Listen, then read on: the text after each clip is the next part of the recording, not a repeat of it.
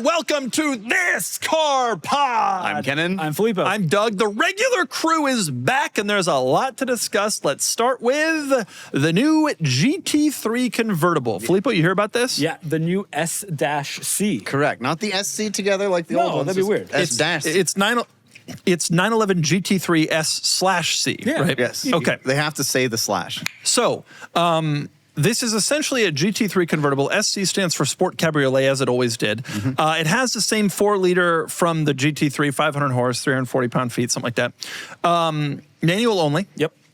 And what do you think? Well, you know why it's manual only? There's a reason. Why? It's not just for like driving involvement. The reason is for homologation purposes, so they could build it on the same platform. The car had to weigh the same as the GT3 Touring. Now, it weighs about the same as the GT3 Touring with PDK, if it has a manual and the top mechanism. But what So that's- homologation? I mean, for like a mission, if there's some like yeah, so in order to keep the NA engine and not have to redevelop the car, that is the reason it has a manual. Thank God. Of course, we're all happy it does. Because this is a big deal. This is the first time they've done a convertible GT3. They did on the 991 chassis. They did the Speedster, but it was a limited production car. Presumably, this will not be a limited production They car. have said it will not be. All of the enthusiasts who complained that the Spider RS was Tiptronic only, now we have a manual only. Who It's is a completely different car. Car 4?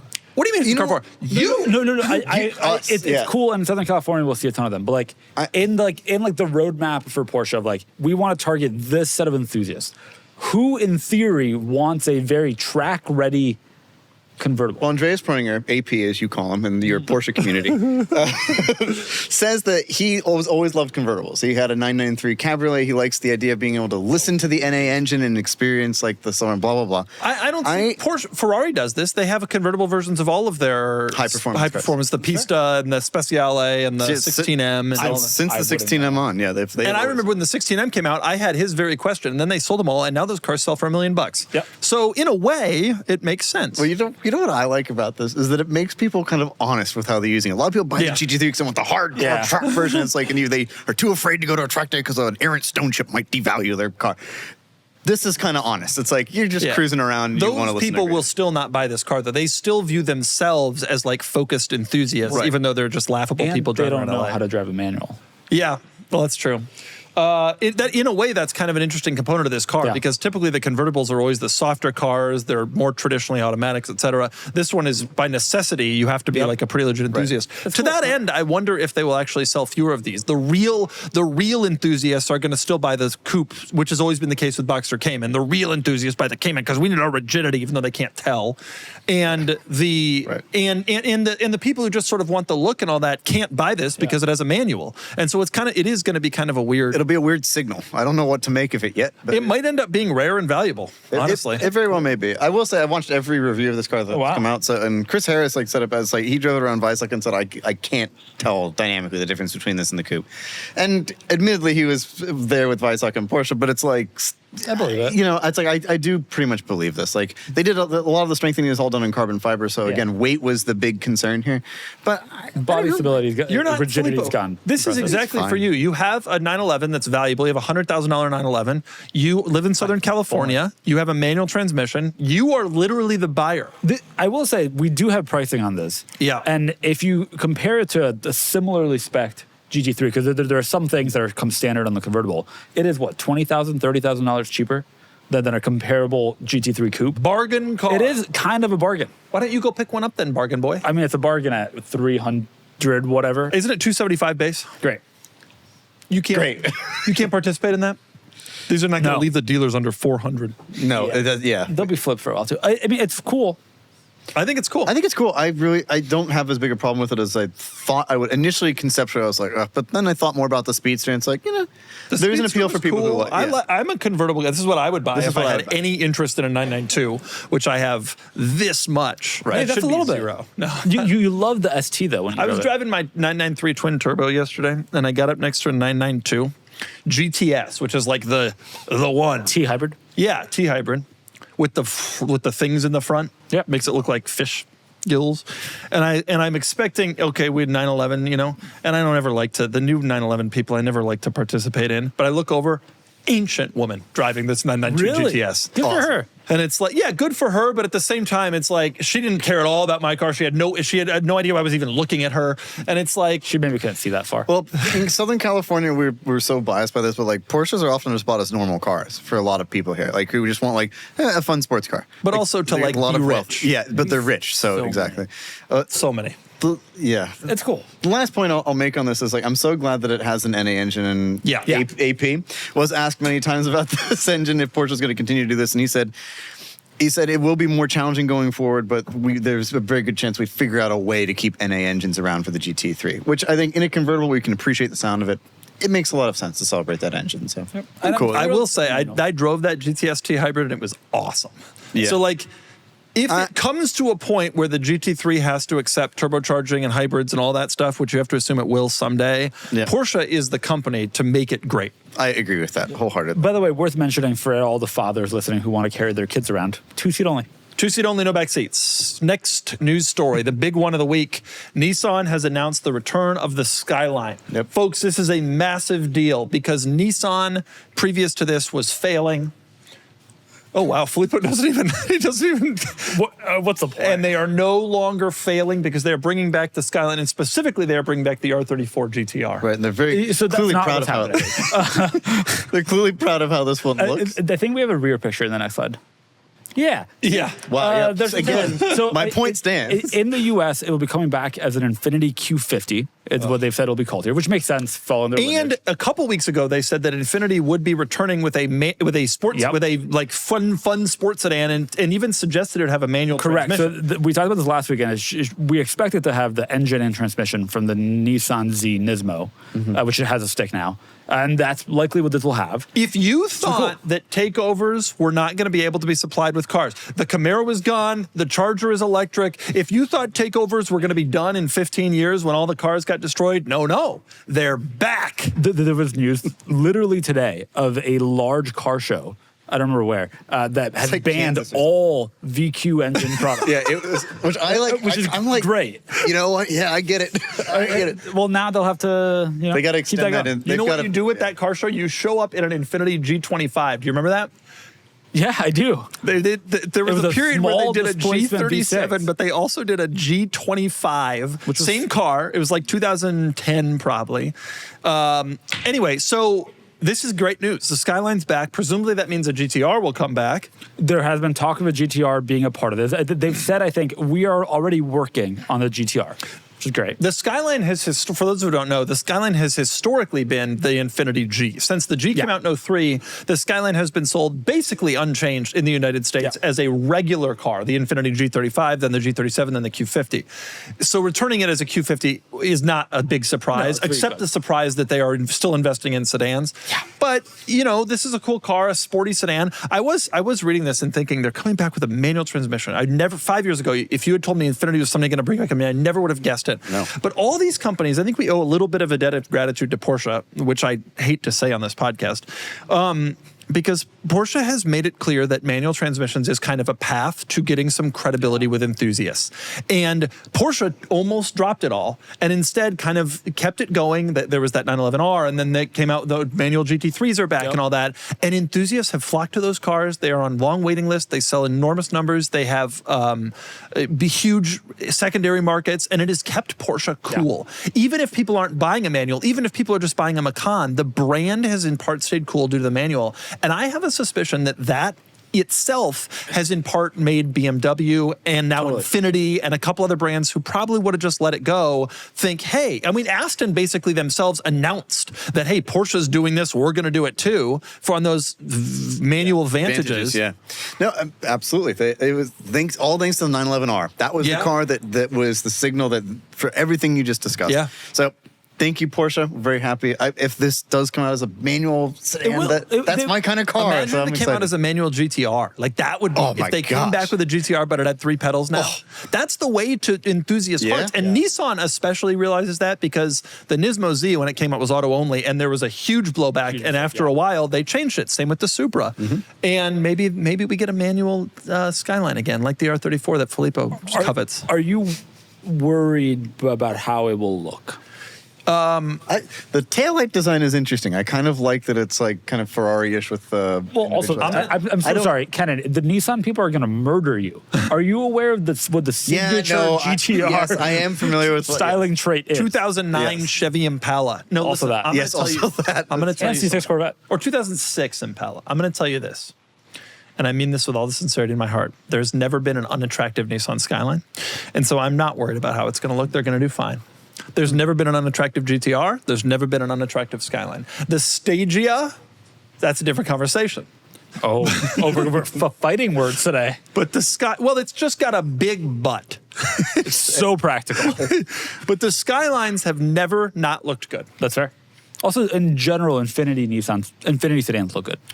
Infinities in general. You know, we were up today. We were doing something. I can't say yet. I don't think. Secret. And one of the fellows who was there at this company we were at, I said, so what are you driving? And he said, I have an Infiniti FX50. And I'm like, yeah, what? I hope it was really orange. Was it copper? No, it wasn't. But when was the last time you were in a car conversation and someone dropped that You know car? what? It's probably in 15 years. I went on a date with a girl a little while ago, and that's what she had. An FX50 or a 37? She had a 50. She had a V8? She took me out Have to her see it. It send was us- pretty beat, but yes. Was it Emily? It was not Emily. Emily's still This was long ago. This was a while. Oh, this is pre-Emily. Pre-Emily. Pre-Emily. PE. Which I was surprised, so much so that I asked to walk her to her car, so not as a gentleman, but also so I could see. I wanted to see this. I remember when you told Remember? us I- that. it was 100%. You got to ask her to send us a picture so we can verify. I This was a swear long you said time. it was an FX45, You know what? but I'll accept 50. I bet it was a badge job. I bet this girl up badged her FX37. Yeah. Definitely, that's exactly. That's something people do, for sure. Okay, the other big Nissan story is that they're also returning with the XTerra, which I have been announcing on this podcast that they should have done and made a horrible mistake by not doing. You know, first I said that the Lincoln Bronco was coming, then I said that the new XTerra was coming. Do you have a little bit of this victory lap already months ago when they said they were coming out with this? I'm taking it again, baby! What else you got for us? What did they say about powertrains? All right, we know that it'll be a V6 and a V6 hybrid will be the powertrains. No four-cylinder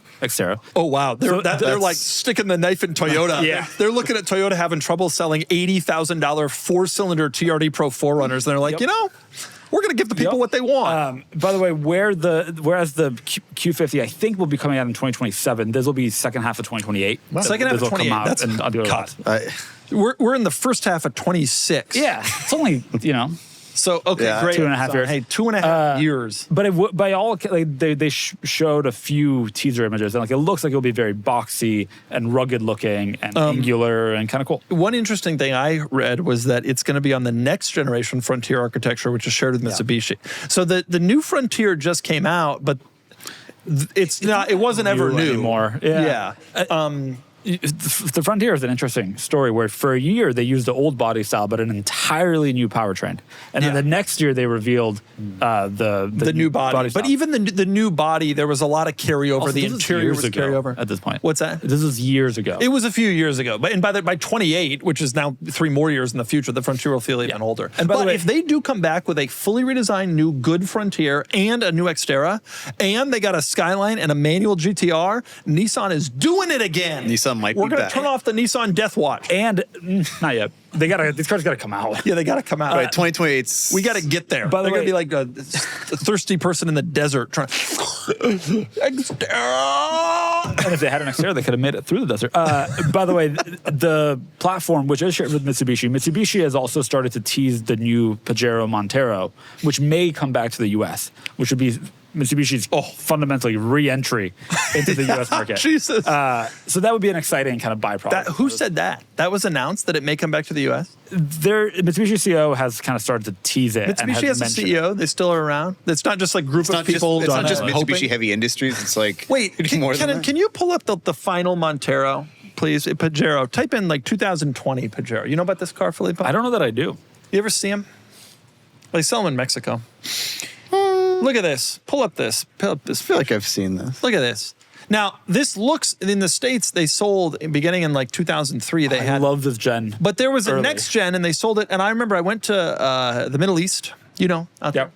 And you land there, and these are everywhere, and you're like, damn, really? This is still going. And by the way, How cool. We lost that in 2006. Was the final year in the U.S. 06 was the last year of the generation. Montero. That's another example of a car that died just as the market for cars like it were heating up. Yeah. Yeah. Such cool cars. The FJ Cruiser, the XTerra, and this all went away and said Ford and Ford Raptor and Toyota 4Runner have this. Yep. Jeep Wrangler, it's yours now. Take the wheel. Not that they were selling a lot of these back then anyway. No.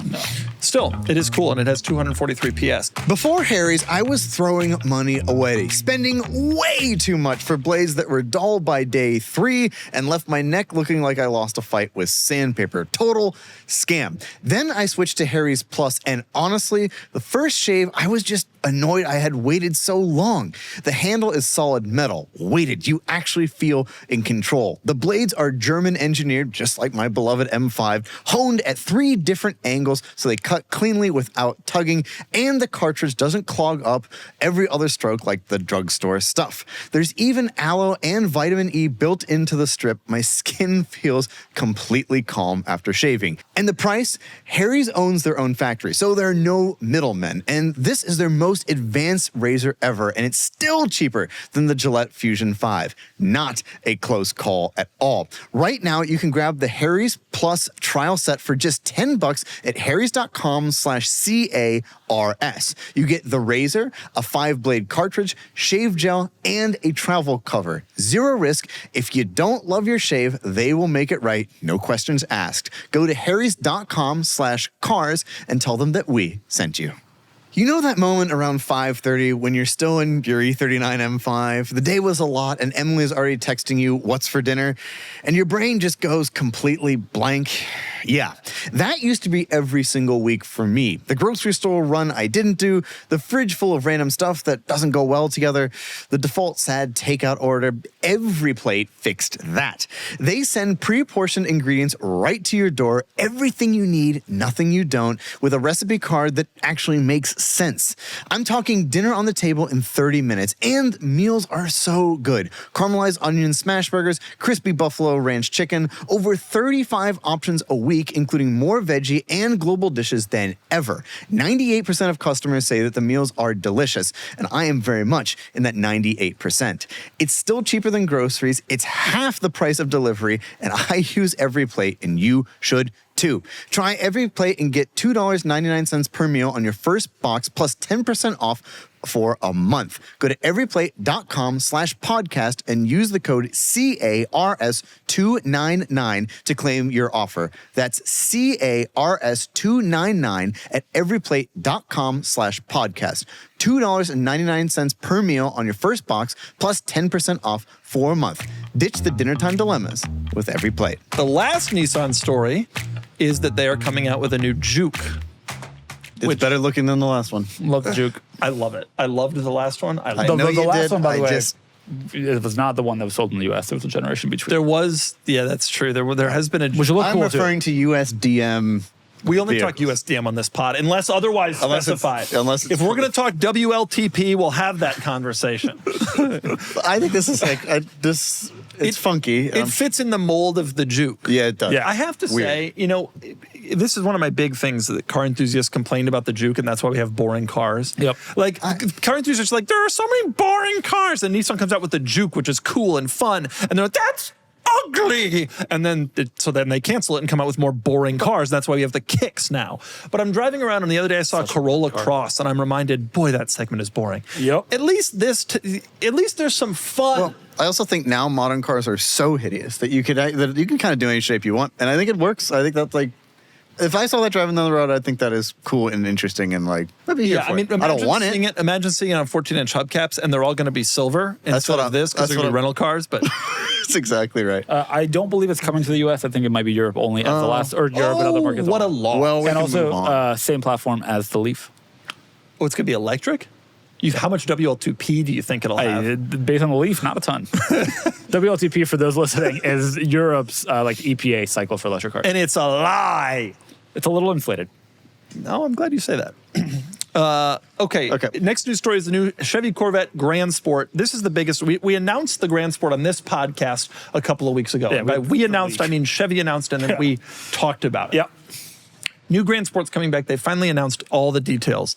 It's going to have this new 6.7-liter V8, which is called the LS6. Every Corvette will, which I did not realize. That motor is also going into the Sting, which is the base car. Yeah. It's 535 horsepower. The current Sting is 495. And by the way, the current Stingray, as normal people call it, are you aware that the current Stingray has a 2.9 second 0 to 60 time? No, and now we're that's adding crazy. 40 more horsepower? That's nuts. Like, how is a regular Corvette that now costs $55,000 used? Yeah. A 2.9 second 0 to 60. Dude, I'm telling you, Because mid-engine. because Tesla has democratized speed, and every manufacturer is has an actual performance. This, to me, this is one of the single greatest comeback stories in the history of the automobile. The C7, and I know you love it, and I know we sell them on the site, so I'll be charitable. I do. The C7 is a car, had taken the Corvette ethos and platform and existence to kind of its conclusion. It was great, but like it was still that group of people. The C8 has come and it's the hottest car on the market. You realize the C8 has now been out for 6 years? 6 years. It came out in the spring of 20, right before COVID. Yeah. 6 years the C8 has been on sale. That's crazy. It's gone by that quickly. Wow. Yeah, it is proliferating. And it's still the coolest damn thing in the world. And they're still coming out with new variants that are still tremendously exciting. Yep. Like, this is a cool car. The other thing with the Grand Sport was that they announced pricing, which I don't have in front of me. Do you? I do. The Grand Sport will start at $88,495. $88,500 after delivery. And there's an all-wheel drive version, which is an E-Ray Grand Sport. That's going to be in the. And then you can also get a track ready package on the Grand Sport, the track performance package, which has Grand Sport specific chassis tuning, quad exhaust, carbon ceramic brakes, carbon fiber aero, which is $109 with that package. The Grand Sport's only 15 more than a base. Effectively, the Grand Sport is a wide body with some other like upgrades, kind and of our cool little stripies. You know who bought a C4 Grand Sport? Is Street Speed 717. Really? He's doing like a nationwide road trip in a C4 Grand Sport. Does he want to swing by, say hello? He said, I'm going to bring it by San Diego. You want to review it? And I was like, no, I'm going to wait for one to show up on the site, probably because I'll buy it. But I'm so jealous of him. It's my favorite Corvette of all time. Of all time. Of all time. More than the C2. After the C2. So That's okay. That's what I thought. New Grand Sport. Filippo, you're a resident Corvette man. You're excited about this or no? Yeah. What do you mean, This, No, I am legitimately excited about it. Yes. To me, this is the Corvette to have. Grand the Sport Z06 always and is. ZR1 are awesome, but like they're not practically faster than this car. Like on a day-to-day use the car speed basis, you will never experience the difference. This looks like a Z06. It has the Z06 body. It has the cool stripies. It's like a limited production cool car, but you're still not in a base Corvette. You're still in like something special. This is the one that you will end up with in 18 No, years. I will end up with an X. An X and all-wheel drive. Well, a hybrid. A hybrid. Yeah. Shoots for here. No, the hybrid is better. That's what I'm shooting for. The hybrid, the story of the C8 that isn't told is that the best C8 that exists is the hybrids, but no one wants any part of them. Right. Yep. No respect. Agreed. No They respect. don't get enough respect, but they are four-wheel drive. They launch incredibly fast. An E-Ray is cool. like as fast as a Z06, right? Yeah. Yeah. Just about. These are cool. I'm pumped. And it's not that expensive. Dude, the C8, absolute killer. It is a killer. Moving on to something a little bit, this is a completely different end of the automotive spectrum. This is the Rolls-Royce Nightingale. Now, a couple of weeks ago. This looks cool. It looks cool. Now, you seen the back? Can I get one of these or is this a Yeah. one-off? Well, they're going to can build try. 100 of these. 30 of them have coming to the United States. The orders have already been fulfilled, so unfortunately you can't have one. But this is part of the Rolls-Royce coach-built collection that we talked about a couple of weeks ago. This is the first one they're rolling out. So it's based on the Spectre platform, it's going to have probably at least the same 577 horsepower and stuff like that. But the crazy thing to me is it's 18.9 feet long, and just like the new 911 GT3 SC, seats 2 people. Oh, it's a two-seater. It's a two-seater. That's 228 inches long. That's longer than a Suburban. Yeah, It's electric. It's also it's as long as the Phantom, and it is electric. Yes. It's full electric. Yep. I also This is so cool. Look, it is so cool. I also want to make the point. BMW, this is how you integrate a big grill. The grill is 3 feet wide. Is it really? But it works perfectly. You know, Rolls-Royce is benefiting greatly from electrification because they're able to make these different bodies of cars. Yep. They don't have to worry about, oh, this is a completely new model, new powertrain. We got to go through. They do seem like they're just sort of iterating from a design and style perspective off an existing chassis that's going to go great for them. Because this is based on the Spectre, I assume. Yeah. Correct, yes. And you hit the nail exactly on the head. And I would not be surprised if other luxury manufacturers, Bentley in particular, copies this idea. Because it makes a lot of sense. If you just have a skateboard, put whatever body you want on it. Right. They're actually seizing on the opportunity that EVs give. Because you don't need to place an engine, you don't need to route anything. You just have a battery and some motors and the wheels, and you're done. Well, let's be honest. The luxury car experience is not really dependent. Like, this true luxury car experience is not dependent on the engine. You want smoothness, quiet, and power. Yeah.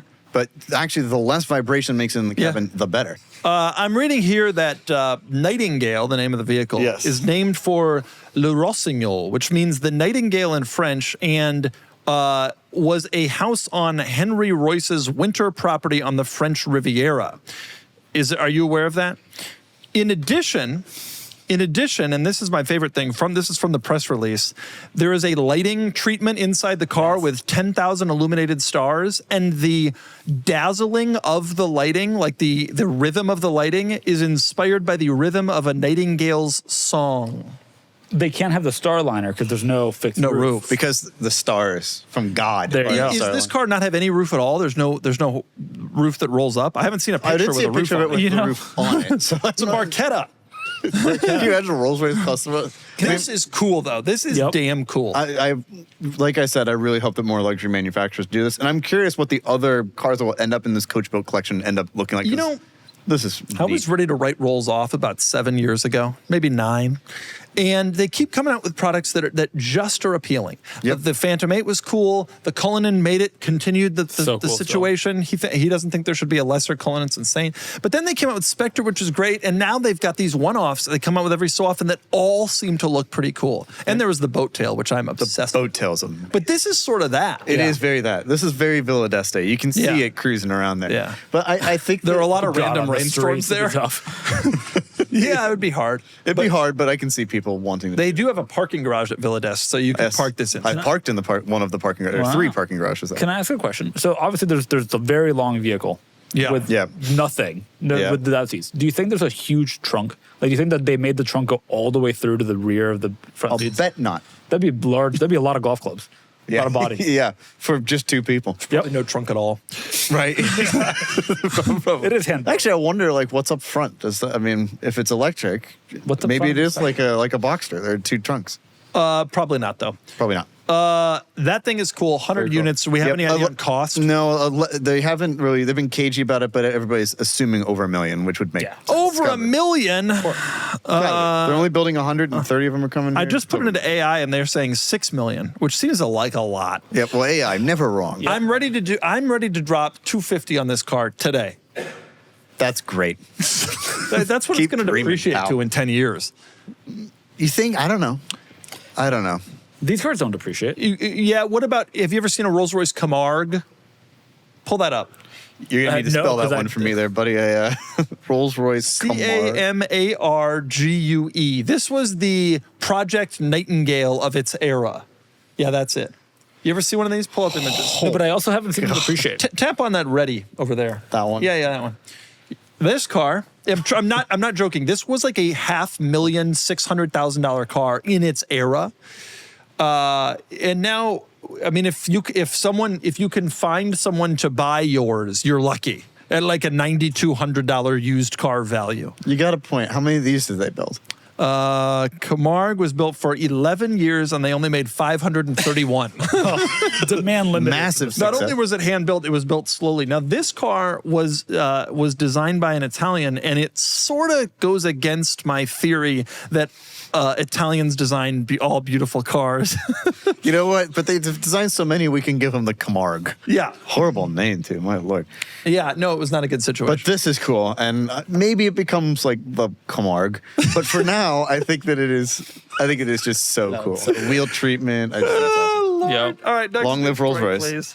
Oh, okay. I want to talk about this. This is a very important news story. Sean's all upset about it. The Chrysler Pacifica off-road version. Apparently they debuted it at SEMA a few months ago, but they just showed it again at the New York Auto Show. And I've always said that what I want is an off-roader, but that's also can carry a lot of people. Yeah.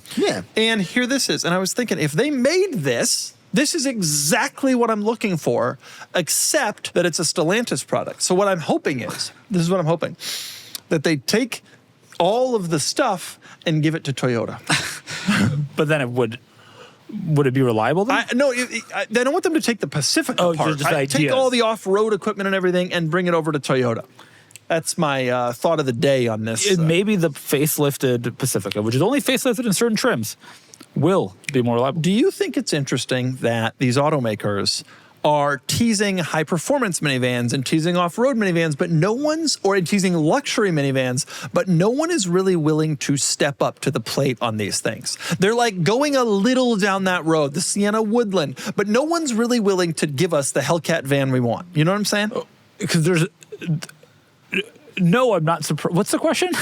I'm not sure. I'm not surprised. You don't think people would buy it? I think they would have to do a fair amount of engineering to fit a V8 period into a Pacifica. No other manufacturer that sells any of these has a V8. Well, you know, first of all, it's worth noting. All you're Honda's saying, not a V8, Toyota's not a V8 that's my anymore. point. They all tease it. They're do you think nobody's teasing it but Chrysler? But do you think Toyota teased an off-road Sienna at SEMA a couple years ago, like a true build, and several of the brands have teased like performance minivans. Those exist. But yeah, Sequoia. Do you think they looked at the R63 and went, "Wow, that was a failure"? Because they only built 300 of them or whatever, and like, okay, we're not going to do that. But the R63. I want to get a Hellcat Pacifica that is also an off-roader. I mean, that just sounds that'd be cool. It sounds like you just go and give me all whatever. I want it all and I want it now.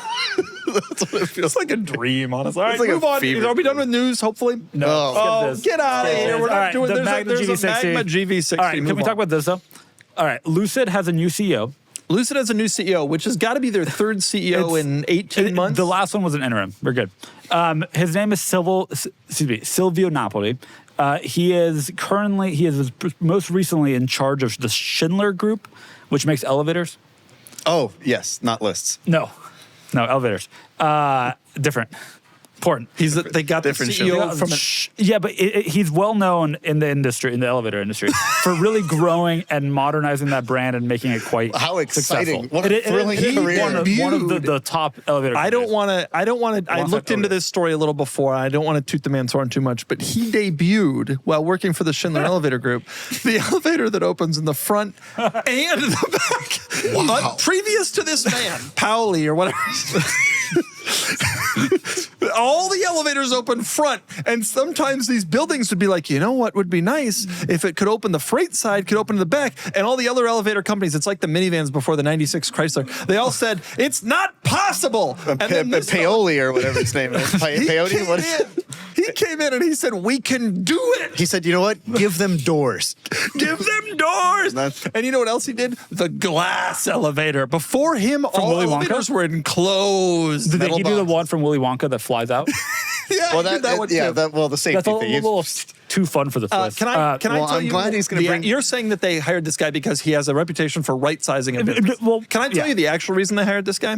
Because no one in the automotive industry wants this job, and they figured, hey, elevators have wheels and pulleys and belts. It's close enough. No, I mean they've been pretty upfront that he doesn't have any auto industry experience directly. Yeah, I'm sure they've been upfront about that. But he has a strong track record in manufacturing, operational discipline, and capital allocation. So what a ridiculous. We are going to allocate half our money to the double-doored elevator. No, basically, they needed somebody that they think can maybe bring some growth, but also drive profitability in a way that they are so unprofitable. Is this person going to live in California, or is he going to live in Zurich? They live in Zurich for some amount of time until they have a visa that allows them to move to the U.S. Unlike your bit here, none of that is made up. That is all factually accurate. He also gets two company cars and $1 million in relocation expenses. $1 million in relo. And he's going to drive around in this minivan. And with the license plate, elevator. No, I mean, I'm excited for Lucid in that they absolutely need somebody to drive the company in a way that is in any way sustainable. Part of this is an additional infusion of capital from the Saudis. But they got to, at some point, make money. Wasn't it Lucid who we were making fun of for releasing those teasing those new models and saying this is for the female? Yes, that is him. Okay, that is them. Well, this is going to go great. All right, I want to move on to the Talk Cars segment. The Talk Cars segment today is sponsored by Filippo's 997 Targa. Oh, thank you. Yeah, Filippo's 997 Targa. It talks cars. Yeah, all day. I sat in 4 hours of traffic yesterday afternoon, and I did great. Yeah. That's Well, tough. Is that part of your talk cars? No, because I don't want to relive it. Bad enough. At one point, it was on through Camp Pendleton, where you can't. There's no exit. But I was in traffic so long, I stopped at the rest area. Yeah. Leaving the rest area took an additional 30 minutes. Well, why did you stop? Why'd you stop? It's insane. Sometimes you need to use a What, facility. sitting there not doing something, you needed a break from that? So you pulled into the restroom? You're in traffic for a You're long looking time. at the You need to ocean use the the whole way. restroom at some point. Also, I don't think it was slower than the other traffic, but it was. Filippo, Let me tell you, we don't stop. we lot don't of stop. honking. If you're going somewhere, you go somewhere. I agree with this wholeheartedly, especially coming back from Los Angeles. You're lucky just you get got 4 to see hours. Phil Chung last night. I did. You get to see almost Phil Chung. missed Shout it. out Phil Chung. I want to tell a little story here. All right. You I ready love for the that. story? Yeah. You know what the story is? No. But you see it in the thing. Yeah. And you're curious. Doesn't give me any information. I'll tell you that. All right, I got a story. Buckle up. Last week I was in Washington, D.C., the nation's capital. Indeed. All right, all the buildings are there. They have the Lincoln Memorial and they have all that other stuff. Did you see the ballroom? No, it's being erected. But I've been by where the previous part was destroyed. Right. And now they've got a new big thing coming. Yeah. Anyway, I was in Washington, D.C., and my best friend lives there, my best friend Melissa. Shout out Melissa. Shout out. In Washington there, she drives a 2013 Kia Sportage. And because it's a Kia, it has been attempted to be stolen several times. And so it no longer has a driver's side door handle, which was ripped off by an attempted thief. The keys all had to be rekeyed then. And there's one key for the door and one key for the ignition, like a GM car from the 80s. It was true, my Kia Spectre, too. So this is, broken off. and this thing, I mean, this thing is rough. Like it is the roughest, like it hasn't been washed in years. One time a construction fence fell on it and then scraped down the side. So it looks like one of the X-Men Wolverine, like, grabbed down the side of it. I mean, this is the roughest thing you're going to get. Okay. Yeah. Plastic steering wheel, backup camera because it's required by law. I mean, we're on that level, right? This is like the most basic rough car. I'm also friends with Melissa. Last time I was there, I replaced her taillight bulbs. I get in the car and there's a Meineke oil change and it says, get your next oil change in September of 25 at 104,000. And I look and it's March 26 and it's 108,000. And I'm like, oh, God, it's like $49 to change oil in this piece of crap. Anyway, so I'm driving along and in their DC there. And I'm at a stoplight and a guy looks over in one of your station wagons and he's like, Doug?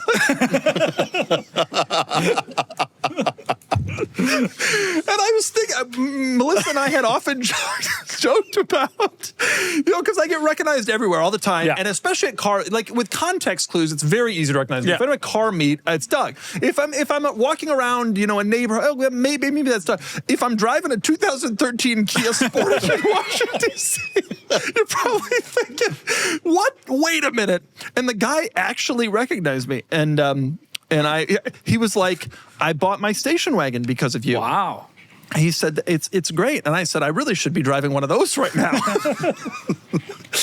And then he drove off. And I thought to myself, what a great experience for this guy. He's going to wonder for the rest of his life why Doug DeMuro was driving a Kia Sportage with no door handle around DC. Yeah, like a really bad example of one. You'd always joked about like driving and normal, like not being recognized, something that you blend in. There's no car you can blend into. Someone just looks over I've been driving that Kia Sportage in Washington, D.C. when I go to visit her, 2-3 times a year I go to visit her, for 6 years, and no one has ever recognized me in the car. And I've always joked with her about, like, what if someone saw me get out of this thing? It'd be so embarrassing. And then this guy is there. Anyway, the sad part of the story, there's a sad ending. He found me on Instagram and sent me a DM, and then I sent him a DM and explained. And so now he won't go through the rest of life wondering. He actually has the explanation. With his DM, why were you driving us? He literally was like, someday I'd love to learn why I stay in the middle of the trying to Kia Sportage. Well, I'm glad you responded and didn't torture him, because you could have just let him. Right. I could have just been like, I don't know what you're talking about. I don't want to talk about it. Testament to that Kia Sportage's reliability, because that car has been through something. Every time I go there, I'm like, I want to buy you a new car. I want to do that to you. Like, you deserve it. I'm like ready to do it. But every time I'm in it, I'm like, it's not quite bad enough. Not. Even though you put the club on the steering wheel, the club. Well, you don't want that stolen. If you have a Kia Hyundai from that, Lincoln. if you have a Kia Hyundai from that era, you have to use Especially that for the base one that doesn't have the Right. It was never actually stolen, though, right? It was never stolen. So she doesn't need the club. Several groups attempted. And the car was in Chicago before that, and there was a theft attempted there, I think, as well. Now it looks so bad, no one goes anywhere near it. Well, you know, the thing that I'd like her to do, and that I've tried to push her to do, is cover up the badges. Because, like, a Soul, is a Kia, but those little crossovers. The Korean market Kia. No, she shouldn't do that like one of the tutor kids in a Genesis Coupe. But, like, literally a piece of black electrical tape over the badges, I think would stop any theft attempts. Because how do you know? You don't know. You know, you're driving around looking for a badge. Don't you want it to get stolen? I would. Like at some point it transitions to, I actively want this car to be stolen. We would park it and she'd be like, let's put the club on. And I'd be like, well, what if we didn't this time? It's okay. It's like when I used to park my Ford Focus at the edge of blocks in Baltimore where there were frequently accidents. And just hoping that somebody would hit it. And did it ever get hit? Sadly, no. No, we sold that Ford Focus on Craigslist. We 100% did. Yep. Quick thought.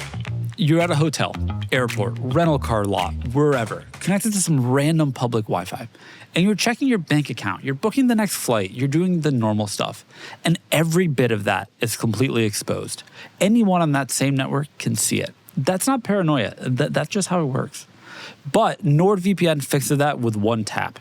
It encrypts your connection, so your data, passwords, bank details, all of it is completely private, no matter what network you're on.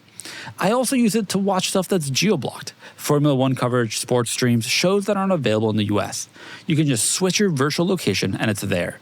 It's like having an invisibility cloak online.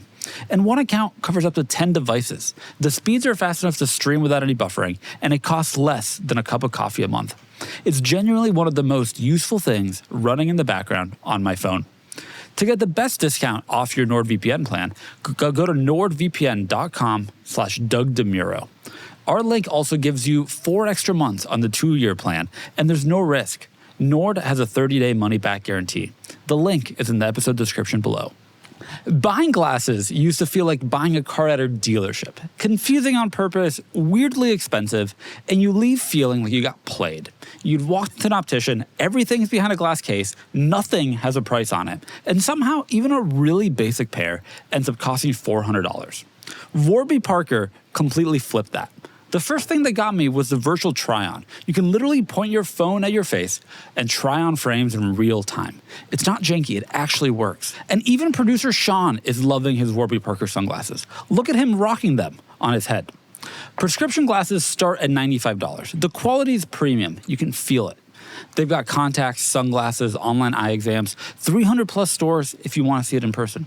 And for every pair that's sold, they give a pair to someone in need. That's over 20 million pairs donated. It's hard not to feel good about that. Right now, buy 1 prescription pair and get 20% off any additional prescription pairs at warbyparker.com/cars. That's 20% off additional prescription pairs when you go to Warby, W-A-R-B-Y, parker.com/cars. Okay, I want to move on to Kennan's talking about the 986, please. Yes, so I have some big news. So recently I sold my SL65 on the site, did quite well. And since then, I've had a bunch of my friends reach out and say, congratulations, everybody's been very nice, including you guys. But I had a couple of friends reach out and say, can you help me sell my car? So I've decided to help my friend Brian sell his. It's sitting behind Doug. He has a 986 Boxster S, 03 Boxster S, 6-speed manual. And it's live right now? It's not live right now, but it will be very short. When this podcast is out, it will be live. We're recording this the day before it goes live. Look at these pictures. But yeah, so our resident photographer, Nick Stafford, took these photos, and my God, are they spectacular. But the car is wonderful too. Comes with an unbelievable amount of service documentation. Brian is so particular that his spreadsheet and documentation made me feel embarrassed. I actually went back to my M5 and revised how I do things to make it a little bit tighter. Okay. So in other words, if you're getting a 986, this is the one. This is kind of the one. Yeah, it's lovely, and you should go check it out on the cars and the bids there. Kennan is presenting a vehicle. Yes, I am doing all the presentation on it. It's going through my account. Because Kennan is great at presenting a vehicle. Yeah. His SL, he did an amazing job. His Ferrari did an amazing job. Kennan knows how to present a car for sale on carsandbids.com. This is a fun. Are you selling it under your username? Yes, it's going under my username. So I'm handling the whole thing. So if you ask questions, I'm the one who's handling all of that. Pull up that SL. Yeah. Oh, the SL65. What a car. Again, this is how you present a vehicle. Yeah, you have to clean the license plate. Pull up Filippo's Fiat 500. Hey, Kennan, you want to help me sell it? Click on that and then pop down to the known flaws. Oh boy, the curb rash is just. It's well, you know, you always atrocious. pick the side that has the most curb rash as the lead image there, Filippo. But yeah, let's. Well, he did pick the side that has the least curb rash. You don't It was understand. worse than another. you know, this list feels like a little short. No, it's just very general. Very general. Yeah. The car is bad. You know what? We have a special caveat for really bad cars that like really underscores people need to do their due I diligence. considered adding that myself because the writer didn't. I thought about it. So, but Kennan is Boxster S. Kennan represents cars well. I'm excited to see how that goes, Kennan, and excited to see what the Kennan Touch does. Me too. And it's a lovely car. I have a film out about it now that I did with our friend Sam. We compared it to the 981 Boxster Spider. I've got one more coming out where I talk about how much it costs to go through this because it has all to own one of these cars. That'd be interesting. Because it has documentation back to the very first owner. It's got And all of it. we all agree that 986 Boxster S is a pretty good bargain in today's world if you consider it as just a fun, toss it around kind of really car. do. They are so much fun if you have no ego. Like, I think that car, like, if you're looking to spend that kind of money, like, 20, 30 grand for like a really, really perfect one, it delivers the driving experience so well. It's just much so fun. balanced and fun. I love and the good. trans. I love the shifter. I love the weight balance. It's so good. So good. Something for you to think about. Yeah. Okay. You want to talk about? What do you got? So it should be live right now as you guys are listening, but we have a behind the scenes VIP experience alongside the American Brain Tumor Association and One Lap of America, Brock Yates, Tire Rack, One Lap of America. I will be. It's not an event yet. There's a charity auction with proceeds going to the ABTA. Where I will be at one of the final events of One Lap of America, Filippo? in May, and we'll get to do some parade laps and we'll get to do dinner. So check it out. Oh yes. You're doing because then last year we helped someone from Corvette sell their car, right? Correct. So last year I went on track in a Mini Cooper, had a little spin. A little spin. We all recall the spin. And then he sold it on the other site. This year is doing One Lap of America again in a V70R Spaceball. Oh wow. Yeah. Wow, that's more you car than I know, and I'm joining for one of the final stages. And then we will actually, so please check out the charity auction and consider bidding. And then we will actually also have a Cars and Coffee alongside Tire Rack after the end of One Lap of America. More to come on that. Do we know which one you're going to be at? I will be at Black Hawk Farms for that race. Which race is it? Where is that? It's in Illinois. Illinois. Right outside Chicago. Wow, look at you. Yep. You going with Ryan Lopez? I haven't decided who I'm inviting. But you agree, Ryan Lopez's ancestral home is Chicago. Lopez, should we go to Chicago? Yeah, Let's go. Ryan Lopez is going with Filippo. Thank They'll you both for be there. putting this up. Please do check out the charity auction, obviously for a great cause. And if you are in the South Bend area, come to our Cars and Coffee. Or in the Midwest in general. South Bend area is anywhere. I'm sure in the as this Midwest. gets closer, we will hype it up even Yeah. more. We're going to hype this up like crazy. If you're in the Midwest, don't add it to your calendars yet. We will tell you. We will tell you again when. and again and again. Okay, next up, we got to move on to the market report. The market report is sponsored to you by Cars and Bids. Cars and Bids. It makes you remember why Facebook Marketplace is terrible. Boy, is it. There is really something to that. I got a Facebook Marketplace story for next week. Yeah, Saving it. Smart. Let it fester a little bit. Okay. Can I mention two events before we dive into the actual Okay, report? fine. All right, event number one, this very Saturday, tomorrow, when you're listening to this, we will be alongside Avance at the Avance pit stop at the Long Beach Grand Prix. If you are signing up, make sure to use code CarsandBids_VIP so that they know that we sent you. I will be there personally. You're going to be in there. Long Beach? I will be in Long Beach for this event. Are you bringing the pizza? Sean and Ryan, I've tasked with bringing the pizza. Okay, so it better Sean, be good. producer Sean and Ryan Lopez will be there. Air conditioning, Ryan They very Lopez. consciously said, "You're welcome." And it's not inside the race. Correct. So you can attend this without actually going to the Yeah. race. Is that the deal? Yep. So check This it is out. great. Why don't I go? Carsandbits.com/events. You can learn more and make sure you use our code. You're going to meet Ryan Lopez And Sean.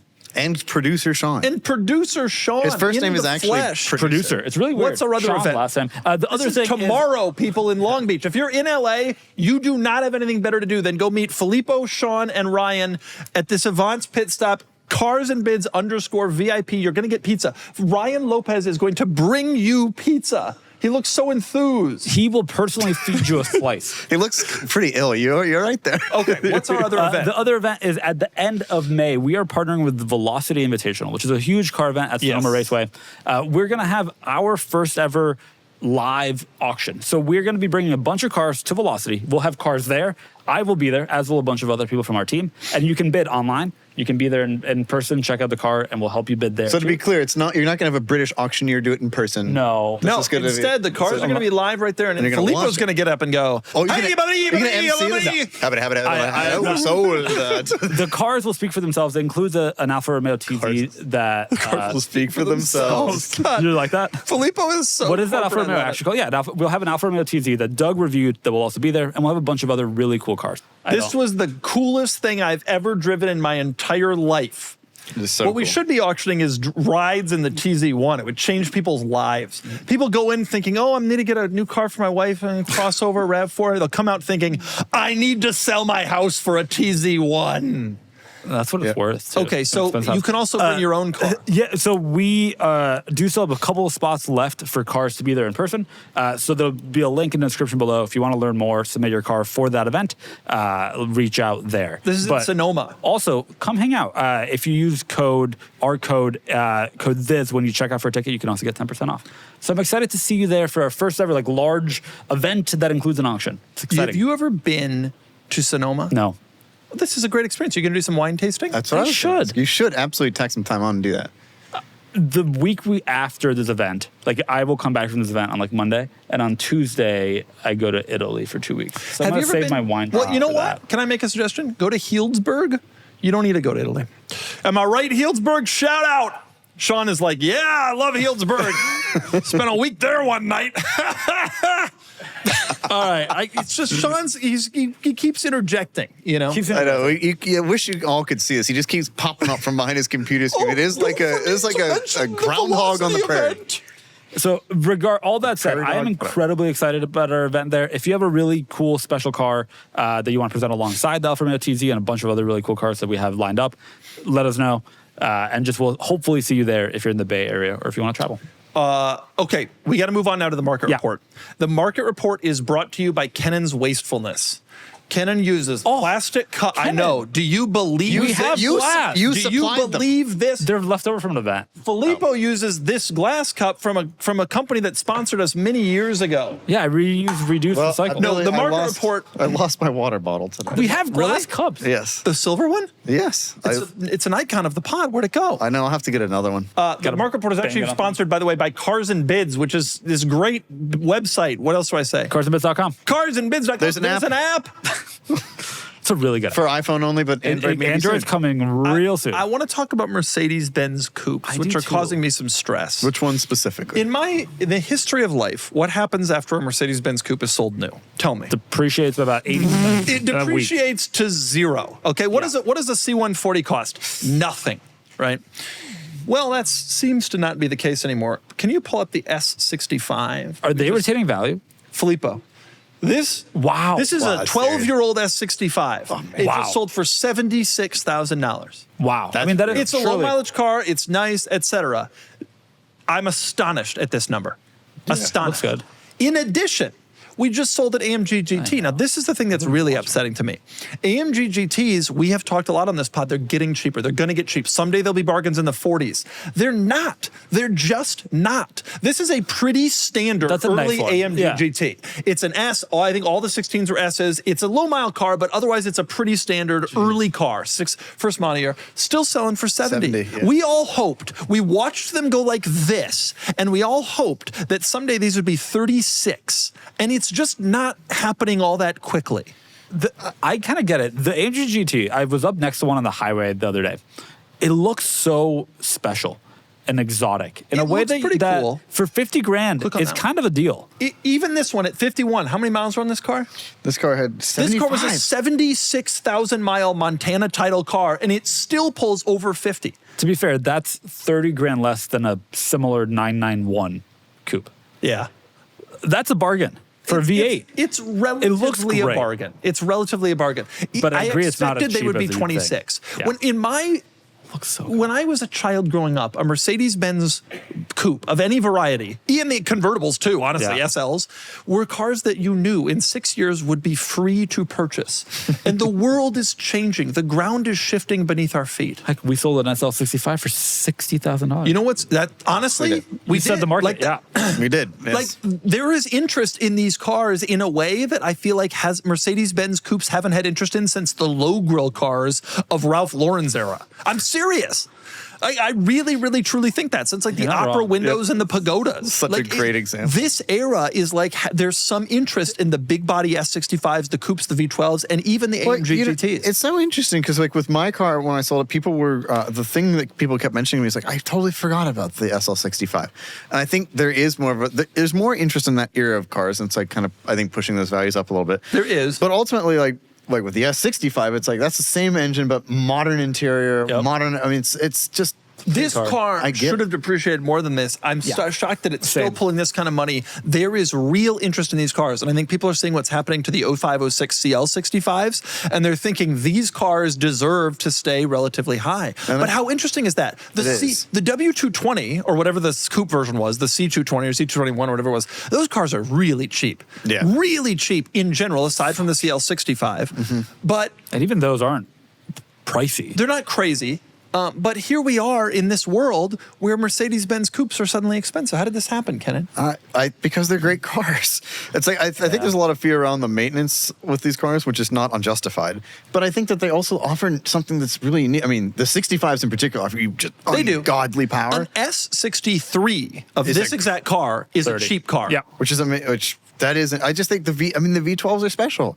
Like enthusiasts definitely seek those out. And as for the AMG GT, it's like that car still looks like a very expensive. What is this? It was a I just looked, $240,000 sticker.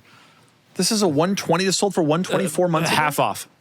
To be fair, it took 9 years to get the half off. That's a 10-year-old. What's a 10-year-old 7 Series? Like a 19 car. Right. Because even a 10-year-old base S-Class. We're looking at 15 S-Classes the other day on this pod. We're like 20-something. I know, because they look good and they are special. The AMG GT, I think, deserves the kind of price stability. I agree. The thing about the AMG GT was, even as we were talking about, one day it'll be cheap, one day it'll be cheap, I'm thinking in my mind, like, 911's floor. This has to floor at some point. I think it's truly a very pretty car. It's a big V8. You know what's the only deal? SLS Roadsters are still $100. You can buy an SLS Roadster for $100. Coupes are $240. It's unfortunate the Roadster doesn't look nearly as No, it doesn't.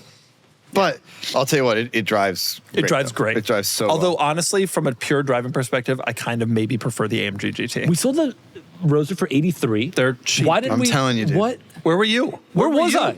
Where were you? I don't want one, but where was I? He was asleep at the wheel. Now, another car that is doing well, something else I want to talk about, Market Report. That's a special car for under $100,000. Lotus Emira. Yes, it is. And they are 100 all day long. Every SLS Roadster. Nice ones, low Why mile, don't we talk about this?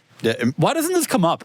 Lotus Emira. You could buy a 991 convertible or an SLS Roadster. Yeah, you could have. The problem is the SLS Roadster. No, I don't want that. The problem with the SLS Roadster is it just doesn't have the special feel.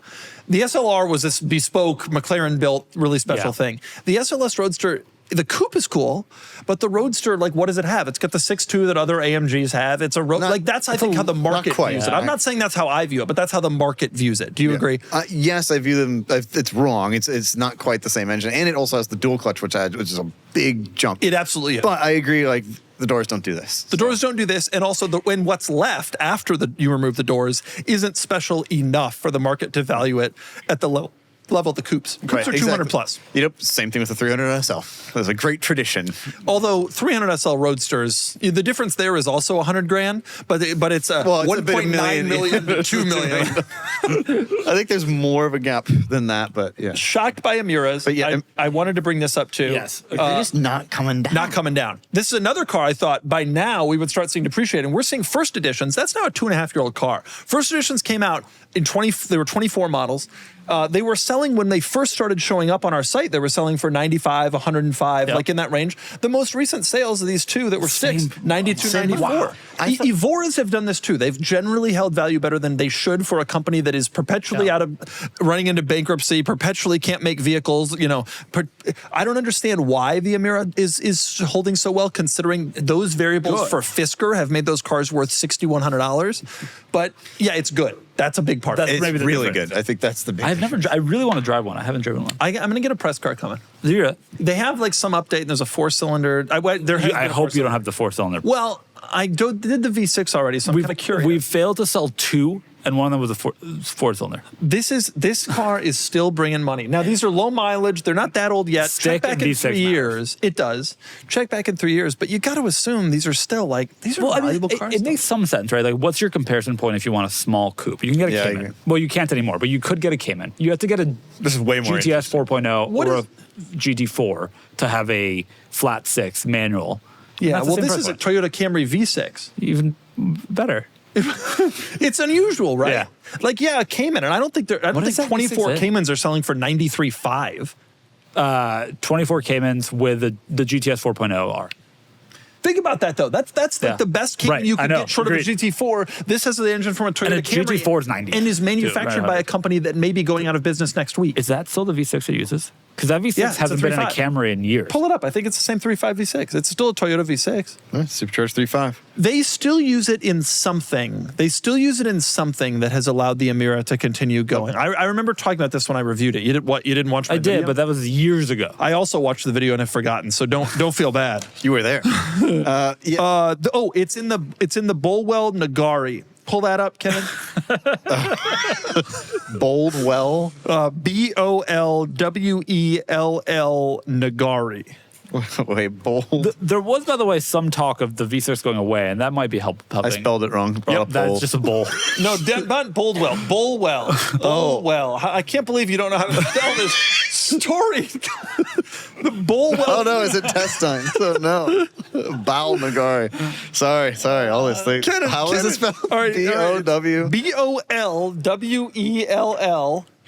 In Nagari, it pops right up. Oh, yeah, after the pharmacy, health center, and before cars, and It's also That's not even it. This must be it. That. Oh, sure. This thing. So there you go. So that's why it's still in production. They have to supply the engine to the Bolwell Nagari, which I think we all agree is a pretty well-known vehicle.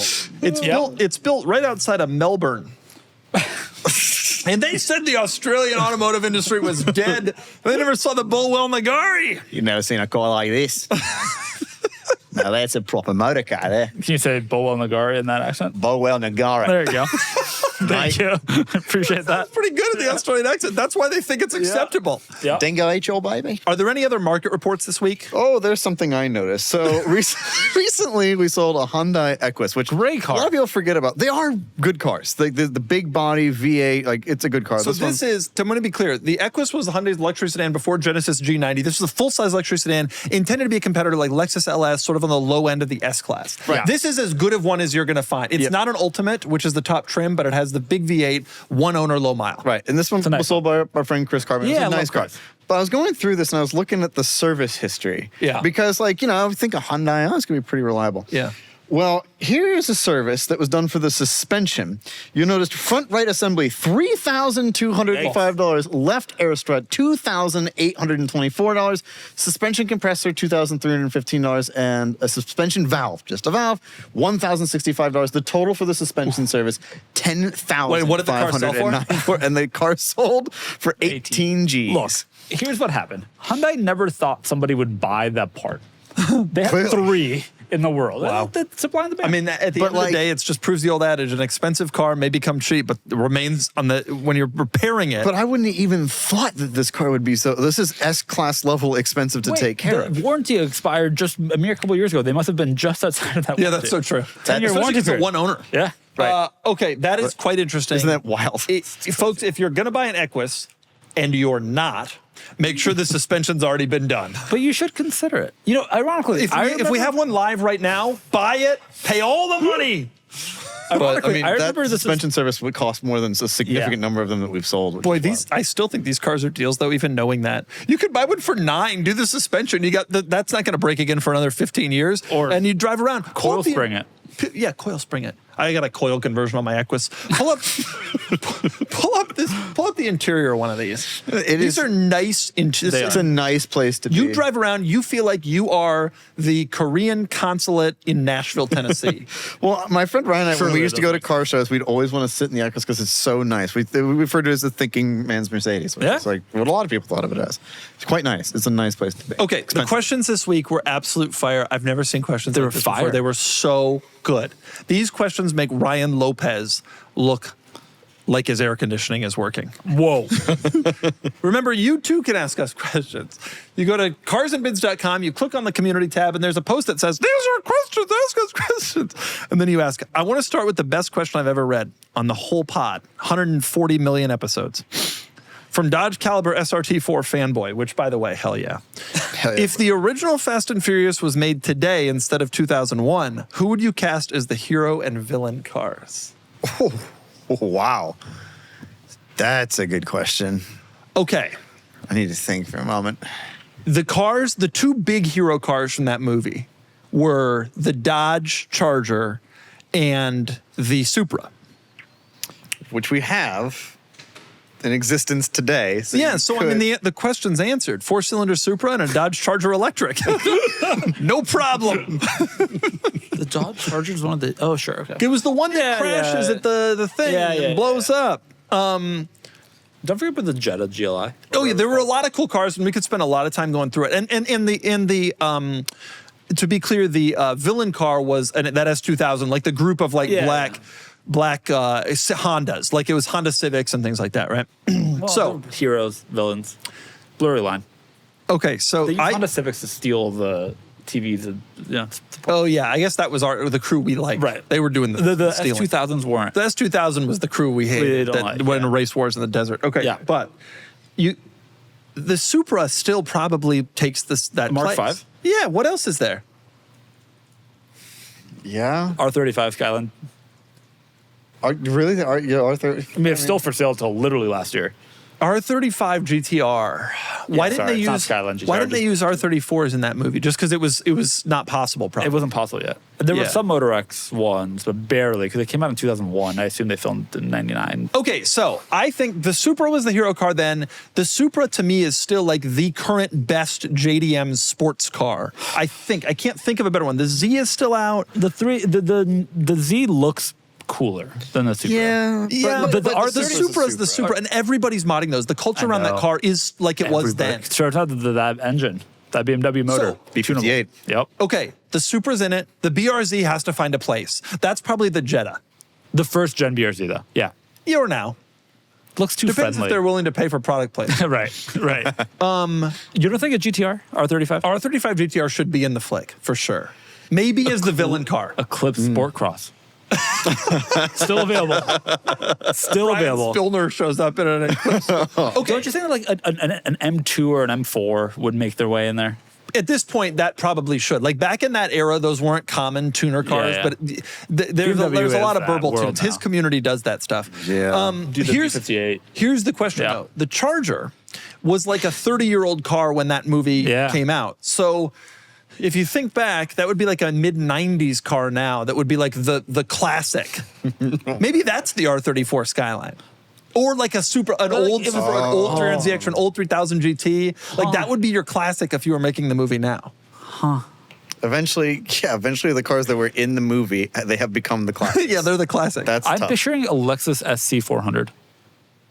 Like that wasn't V8. fast enough. No, it's like the dad's car. As a replapement for that Charger with that's a car he worked on with his dad. He wants a 1UZ. He was working on a 1UZ with his dad. You know what they did? They went out, changed the oil. All right, we're done for the year. Air filters. Don't have to touch it for another couple of years. Right. SVT Cobra. His dad was an accountant. Worked in a cubicle. That was just something they had to do every year. They didn't bond over it. I need to get up from the desk. Cobra was a real car if you're looking like mid-90s. What was? SVT Cobra. Yeah, the Termi Cobra. Termi Cobra would be the Charger, Because in that era, that was pre-actual Charger and Challenger coming back. Those cars are still tuned in. We were still in the Dodge Avenger era. Termi Cobra. The coupe, not the... It's almost a little too new. Yeah. Yeah. Like an actual SN95 Cobra, but it wasn't desirable. Right.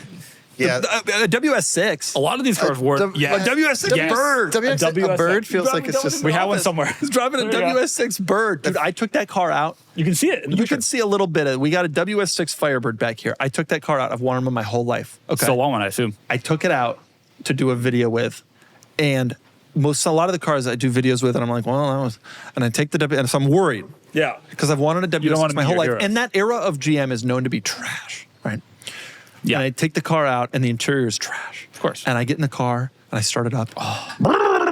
And I'm like, okay, Yeah. we're going to. And then I drove it around. It was the greatest experience of my entire life. I want one even more now than I did before I drove it. The shifter is surprisingly great, and like the shifter drive clutch line are is good. really good. Yeah. Like the first one I drove one was when I worked at an exotic car dealership. We had an anniversary one come in. I know this is crazy, but it had 40 miles on it. Yeah. It was brand new, and I took it for just a little rip because I just had to know. Because same thing, I've always seen him growing up in the Midwest. See the nostrils. Unbelievable how nicely that car drives. Like it drives so much better than it looks. It also drives like the muscle car I was hoping it would drive. Like the powertrain It's raw. sounds raw. Yeah. It has a raw feel to it. And yet the steering's not great, but the clutch and shifter are great. Great. It still felt fast. Modern day car fast. Yeah, totally. That would be the Charger from Fast. I'm supportive. I love that. We're in agreement on this. Legit still kind of want one. I think we've roped Filippo in. I have no qualms with this. Okay, next question. Oh, by the way, before people ask, at the beginning, he drove around in a Lightning, an FVT Lightning. He'd have a Ford Maverick Lobo. Yeah, he had a Maverick Lobo. I mean, don't you think? No. It's the coolest Ford pickup. Yeah, but he would be in a fast truck. And the Ford Maverick He'd be in a Lobo. Raptor. No. You know what he'd be in? He'd be in a Rivian. Oh my. Do you think they would talk about the fact that it's much harder to overnight parts from Japan now? Tariffs. We used to be able to overnight parts from Japan. Now we can't. Trump screwed us. Okay. Here's the next question. From Alan. Wait, I gotta say this. Yeah. I'm so sorry. If you want to go look at a bunch of the cars from the Fast and Furious movie, go to the Peterson. Let me tell you something. If they have that there's exhibit. something that Filippo can promote, folks, go to the Peterson and tell everyone you meet that Filippo sent you. You know what? Please He'll do. be so I thrilled. would be. But they'll go, who is Phil? I don't know. Okay, this is a great question from Alan Sprecco. In your opinion, what is the worst car when it comes to being the most maintenance heavy, but simultaneously not getting any enjoyment of ownership in return? Because a lot of the maintenance heavy cars, like the Countach, we do it because we love them and they're really enjoyable and it's worth it. What car is incredibly maintenance heavy but not enjoyable? Fisker Ocean. Maybe. They're reliable. Any Fisker product? Ish. But I was thinking about it, and I started to think about our friend Nick. And he's got that P38. God, yeah. Yeah. And that car is bad to own and bad to own. Now, I don't think it's the worst. When I was thinking about it more, the XJS. Oh. The Jaguar XJS has got to be number one. It's up there. It's incredibly difficult to own with its big old V12 and all of its issues. It looks like a Buick. And yet it isn't really that enjoyable to use. It doesn't drive all that well. You're perpetually worried that you're going to damage it if you press the accelerator. But the P38 of Nick's has got to be up there. Some British cars. I think a lot of British Leyland vehicles of this era. Yeah. Yeah. I thought you were going to say the Chrysler Pacifica. No, that's actually probably also up there. Don't you think it's one of those two or something similar? Yeah, It is. I've always wanted to like these cars. Actually, Porsche. You ever driven one? No. Well, Yeah, exactly. I drove this one. Yeah, I remember.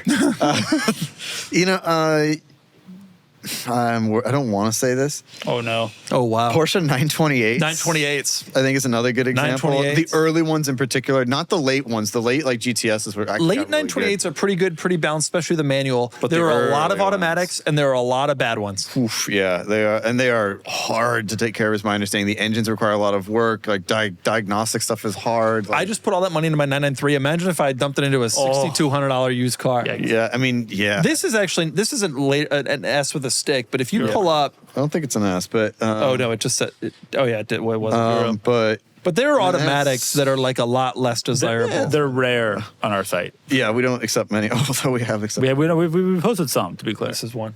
Yeah, so yeah, That's a good one. I think this is definitely $6,000 car.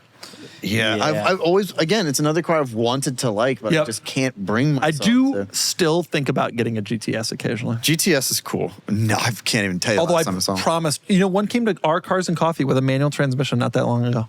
That's it was a crazy color combo too. It was like a green interior or something horrible. Really? Yeah. That's a serious car. Those cars don't come up for auction very often, but they bring real money when they do. They are great to drive. Seriously great cars to drive. But it took them that long. A car came out in like 77. It took them like 17 years to make one that somebody really wanted. Right. And even then, they killed it shortly after this. Yeah, and then they killed it. Yeah. they pulled the General Motors. They did. Oh, man. All right, hit us with another question. You got any better ones? Do you have any? No. You think those are the ones? Yeah. I think that pretty clearly. Okay. Next question from Joe Silver. Dear Doug, by the way, before we do this question, I actually want to talk about the Fisker Oceans. I was in New York City. You know New York City? Seen many. I was there in New York City. They're all taxis. And I rode in one. And the woman driving the Fisker Ocean told me the whole story. The company that bought them is leasing them to drivers. Yep. Per week. Sure, as you do for like a lot of rideshare rentals. Yeah. And I can't remember, she said it cost me $1,000 every 2 weeks or something. But okay. Well, it also allows them a lot of flexibility. Yeah. She says, like, if I don't want to drive, I just don't rent the car for those 2 weeks when I'm traveling.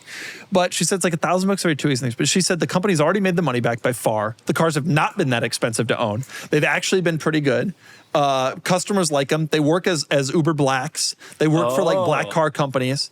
And she said it's like a nice car and it's pretty fun. And she showed me that she still has 500 launches left. And I was she hasn't used a single launch? Do a launch! Let's go! Do you think they check when she returns that car? She did tell me that it has horrible seasonality for its range. A lot of EVs get bad in the cold, but she said that one goes. She said she's seen as optimistic as like 380 miles or 400 miles, and when it's nice, and down to 165 miles on the coldest days. It's a 2-year-old car. I mean, EVs like that are the perfect use case for taxis. Yeah, because I was like, even at 165 miles, she basically was like, in Manhattan, mostly. Right. Like, you can't drive, no matter, she's like, I can drive 12-hour days and not end up driving anywhere near the range. My recollection from when we had that very one in the office for a while is that and from reading a lot of forums about it, key fobs are a real problem. Yep. Key fob off didn't work. And like, it's some like on startup tech. But if you're a taxi, you never turn the car off. Keep in mind, though, also that Fisker sold not only the vehicles, but all of the parts and the software stuff to this company. And so I have a suspicion that this company maybe hired some people who maybe were able to work out some of the difficulties of that stuff. That's brilliant. In order to try to keep these things on the road. They still are pretty modern and they look pretty nice and they're pretty new. I mean, New York now has a ton of varied vehicles because of Uber's. I mean, I rode on a BZ4X, just all sorts of different stuff. And this is probably the best of them. Also good leases. They are really cool. I was, when this car came out, I was so into it and was really hoping it would be successful. Yeah. It's nice to hear they actually can be relatively reliable. I hadn't heard that before. Yeah, I mean, you could still buy one. I don't want one. I did see a dog. I did see a dog's head out the California window, like when California. There are two by Kennan and I live near each other. There are two. There are some. Yeah. Next question from EVs and clutch pedals. This one's for you, Filippo, and I know the answer, but I hope you know the answer. Okay. What are the most and least luxurious luxury car brands? We know the most: Rolls, Bentley, etc. What's the least luxurious luxury car brand? Infiniti. Kennan, tell them the correct answer, please. No, Infiniti is up there. Well, Lexus is good. I don't know. Have you been in an Infiniti? The answer is Tesla.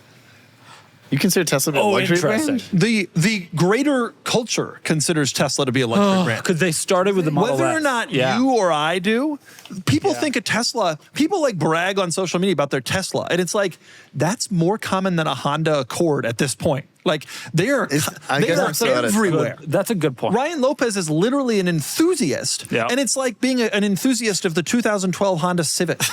Those exist too. Tesla, they're killing the Model S and Model X. So there's a signature edition. A Model X signature edition is a $160,000 car. They'll sell 9. But like they're clearly because they launched with the S and then the X. I think they are a luxury brand. And because they're like futuristic, and so people are like, oh, it's futuristic.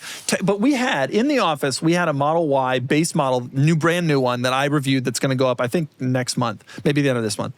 That was the trashiest trash. We all drove it. We all agreed it was the worst car for a luxury car. It was the NVH was so bad. Again, it was a base.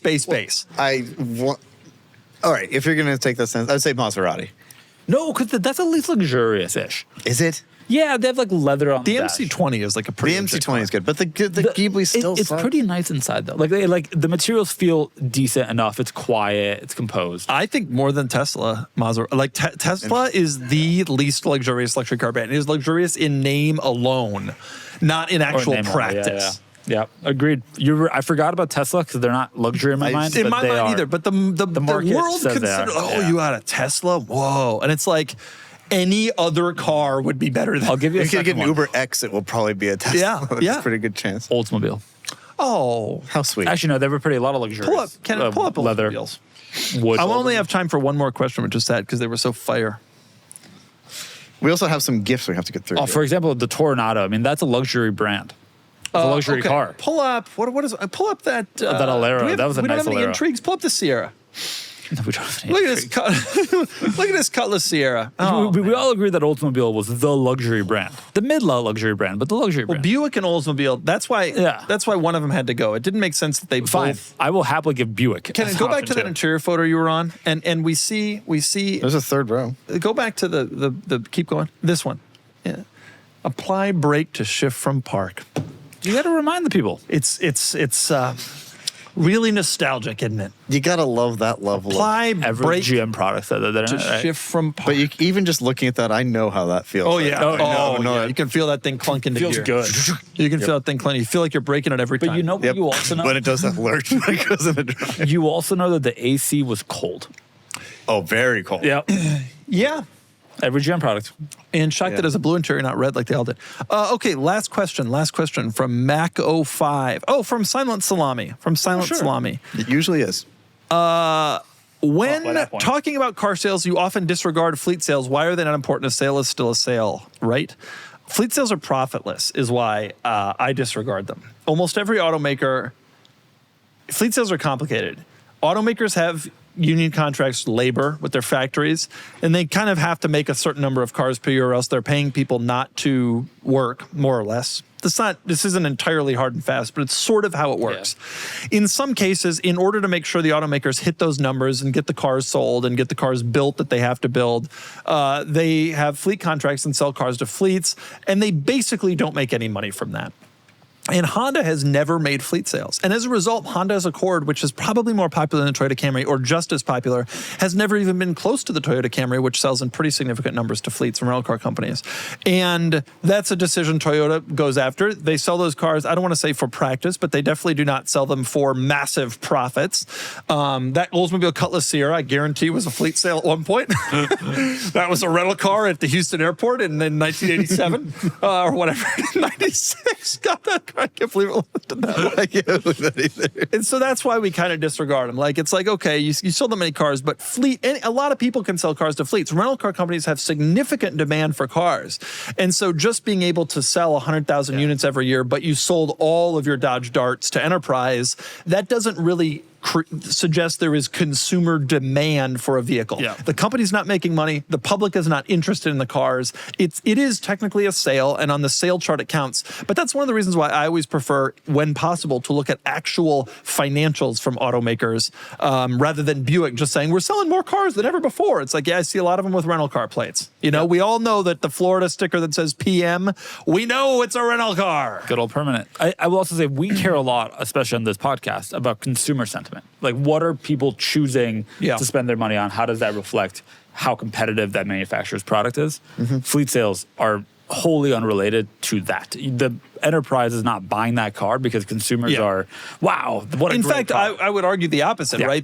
Enterprise cannot buy the desirable cars in that segment because they're already sold. They're selling them. And so they buy the Dodge Dart because, or the Cobalt at the end, because those are available to them. Right. It's quite the opposite. There is a little bit one exception. You may have seen in the news a bunch that Lucid has an agreement with one of the self-driving companies. Rivian has another one where they have some commitment.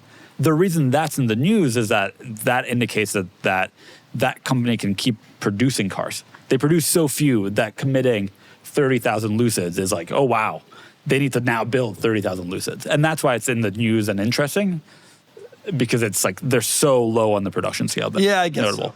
It's still, that is a worthy news story, but I think it still indicates the same thing. Oh, 100%. You're not seeing Rivians sell. Although Rivians are Caltrans cars. I was in D.C. There's Rivians driving around as D.C. City of D.C. Built in America, why not?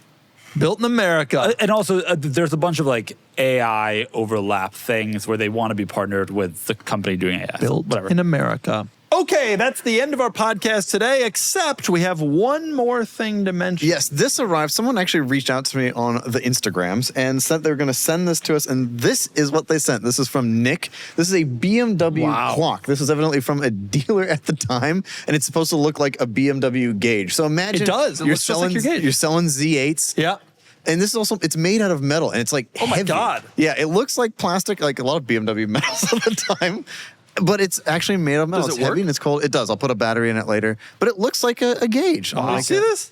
Woo! Oh, please Why don't. are No, you don't like this? He sent it to me. Woo! He does this. He plays with things that aren't toys. Very irritating. Touch it knife. But it also, for you, it says not only MPH on the gauge, but also KPH. Oh, it says KPH for Filippo. For Filippo. Because that's what he's used to as a boy growing up in Italy. In Italy. Definitely not BMW. They say stuff. MPH and then KM/H. Yeah, kilometers, hour. Okay, I can't continue this. But I'm very excited. Thank you very much. Kennan, do we have anything else? We do, actually. We have quite a few. We have a lot of gifts. Yes, this comes from a viewer named David. Shout out David. Sent us a box. Where's David located? David, I actually met him at the Texas Hill Country Rally. Plano, Texas. Is So he sent us a bunch of cars. These two are for you specifically. A Duchevaux. I don't know why I have the 2CV. I don't know why would you not? Let's see what else he is in said here. he explicitly said every Italian car in here is for Filippo. Oh, I'm So wondered. Filippo gets a Duetto. He gets a Giulia TI. Hey, the Vespa 90. Super He gets a Mira SV. And Julia, I this is for Sean. Hey, Doug. Yeah, Limo 2. Maserati 2. But it's Italian, so I'm really sorry. He wanted me to call this out for you specifically, Sorry, Filippo. David. This I saw Vespa's for it's so you. cool. But this one's for Doug. And I get all the German cars. He gave all the German cars Ooh, to me, Chamal. which is very nice. Two Chamal. Wait, I want to show. I've gotten you a Chamal before. Yeah. I've seen this Shamal before. I think you get the Pantera. That's Italian technically. I'm close taking the enough. Lamu. F40 comp. David, absolute pleasure. Thank you for gifting Yes. our office with this. Well, keep going through them. You don't have to There's spend it. acres of them. Wonderful podcast. Our third best ever. Pink and Floyd's. maybe best now that I have an Elmo too. Goodbye, everyone. Goodbye.